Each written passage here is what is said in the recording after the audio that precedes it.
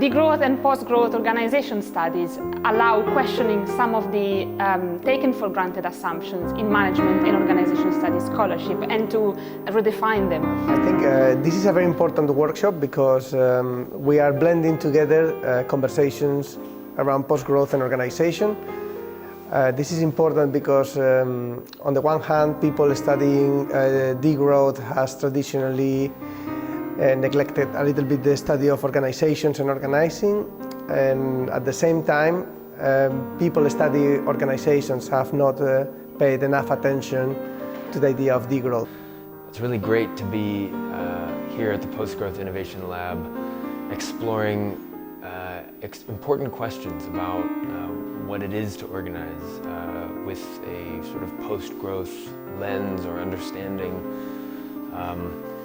We've had really generative conversations so far, and I think what the Postgrowth Innovation Lab is doing is opening up space for those kinds of moments, and I'm very grateful to have the opportunity, and I think the important work here in Pontevedra is a starting point for more work. So I think it's very important to talk about organisation and post-growth or degrowth because this is a necessity in the society and the economy we live in.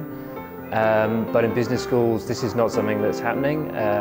Where I teach, we are not doing courses, we are not teaching sessions about how we need to organise things differently, but it's becoming more and more apparent that this is a necessity, and we are recreating the problem by teaching people the old tools about how to go about growing organisations and growing economies, and this is a fundamental disservice to society and the economy.